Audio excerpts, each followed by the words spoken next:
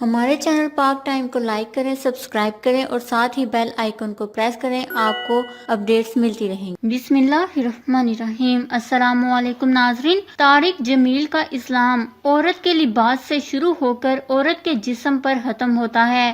شیریں مزاری کی بیٹی نے ساری حدیں پار کر دیں۔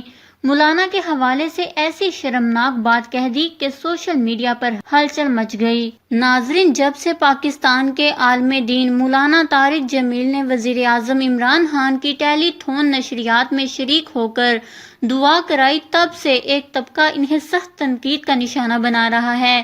صحافی حضرات کے بعد اب سیاستدان بھی میدان میں آ گئے ہیں اور ان کی جانب سے بھی مولانا کو تنقید کا نشانہ بنانے کا عمل شروع ہو چکا ہے۔ پیر کے روز وزیر اعظم عمران خان کی احساس ٹیلی تھون میں شریک مولانا طارق جمیل نے ملک میں پھیلنے والی بے حیائی کا تذکرہ کیا تھا اور کہا تھا کہ کسی قوم میں بے حیائی آ جائے تو اس پر عذاب آ جاتا ہے۔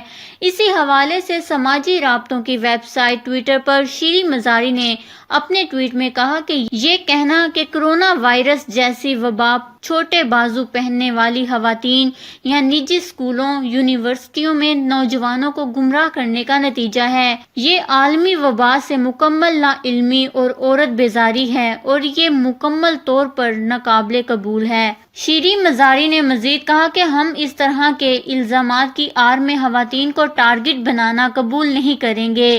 ہم نے پاکستان میں اسلامی جمہوریہ پاکستان کے آئین کے تحت اپنے حقوق کے دعوے کے لیے سخت جدوجہد کی ہے۔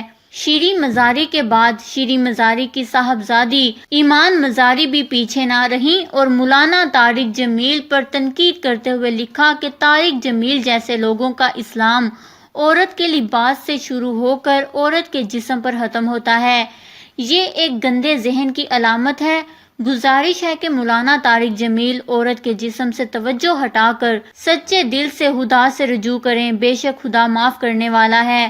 ان کی یہ ٹویٹ آپ اپنے اسکرین پر بھی ریڈ کر سکتے ہیں۔ اسی پر فواد چودھری نے لکھا کہ دین مولا فساد فی سبیل اللہ۔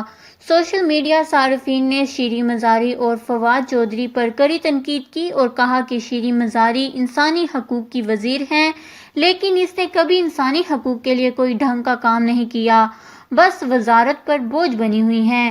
اس عورت نے کبھی عمران خان کا دفاع نہیں کیا، لیکن جب بات بیٹی پر آتی ہے تو دفاع کے لیے سامنے آ جاتی ہیں۔ لیکن سوشل میڈیا صارفین نے فواد چودھری کو مذہب بیزار قرار دے دیا۔ کوئی بھی انسان اتنی گھٹیا بات برداشت نہیں کرتا، لیکن یہ طارق جمیل کا بھرا پن ہے کہ انہوں نے سچا ہونے کے باوجود بھی میڈیا پر آ کر معافی مانگی۔ اس خبر کو لے کر اپنے قیمتی رائے کا اظہار نیچے کمنٹس میں ضرور کریے گا۔ ہمارے چینل کو سبسکرائب کریں، آپ کو لیٹسٹ اپڈیٹس ملتی رہیں گی۔